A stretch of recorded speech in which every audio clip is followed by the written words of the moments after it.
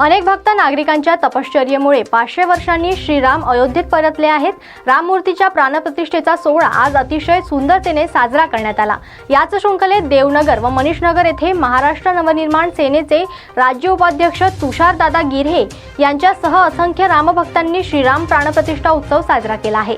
यावेळी महाप्रसादाचा भव्य कार्यक्रम घेण्यात आला। फटाक्यांच्या आतिषबाजीने आणि प्रभू श्रीरामचंद्र की जयच्या जय जयकाराने संपूर्ण परिसर दुमदुमला होता। मनीषनगर वरून सादर आहे संवाददाता संजय मिरे यांची ही ग्राउंड रिपोर्ट। चला तर मग बघूया।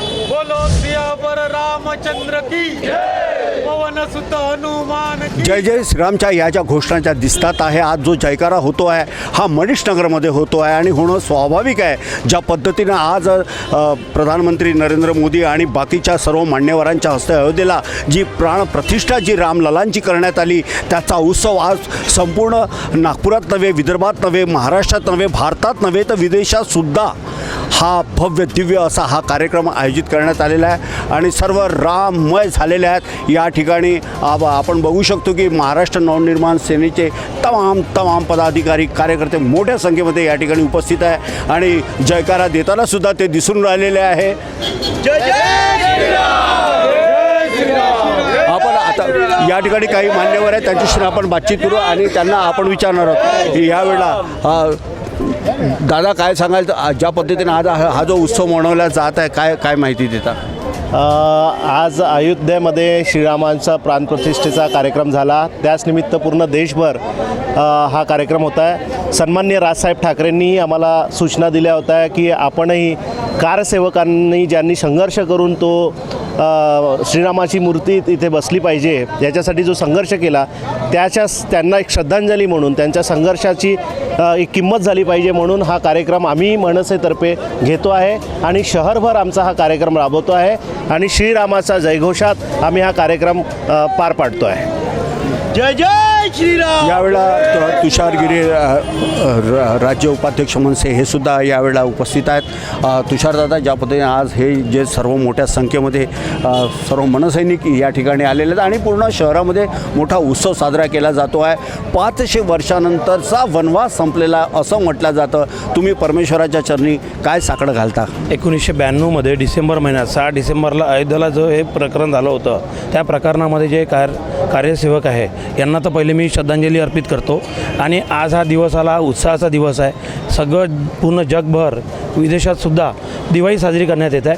मी सगळ्या लोकांना, सगळ्या जगातल्या लोकांना शुभेच्छा देतो आणि प्रत्येक नागरिकांना हा उत्सव साजरा करण्यासाठी नम्रतेची विनंती करतो। बिलकुल, हा उत्सव साजरा करण्यासाठी सर्वांना अपीलसुद्धा केलेली आहे। दादा काय सांगाल? जो राम का नहीं वो किसी काम का नहीं। जय श्रीराम। जो राम का नाही किसी काम का नाही असं म्हटलं चाललेलं आहे। काय सांगाल विशालजी? आजचा दिवस हा आपल्या संपूर्ण भारतासाठी आणि भारतातील सर्व नागरिकांसाठी मोठा उत्साहाचा दिवस आहे, कारण या दिवशी आज दिवाळी साजरी करतो आपण सर्व लोक। या दिवसाला बघण्यासाठी आज ज्या पद्धतीने ज्या कारसेवकांनी एवढ्या दिवसाची मेहनत आणि त्यांचं स्वतःचं बलिदान, काही लोक या राम मंदिराकरता जेलची सुद्धा त्यांनी वारी केलेली आहे, त्यांनासुद्धा आम्ही हा दिवस आज समर्पित करतो आणि त्यामुळे आम्ही आज हा कार्यक्रम राबवण्यात करतो। बिलकुल, हा कार्यक्रम कशा पद्धतीने राबविण्यात आला याबद्दलची माहिती दिली। काही या ठिकाणी बघू शकतो की उत्साह जो आहे ओसंडून वाहत आहे। फटाक्यांची आतिषबाजी होते आहे, महाप्रसादाचं शानदार आयोजन करण्यात आलेलं आहे आणि काही सर्व रामभक्त या ठिकाणी आहेत। काय नाव तुमचं, कोणत्या वर्गात आहात आपण? मी रजत तोडसा, मी 7वी वर्गात आहो।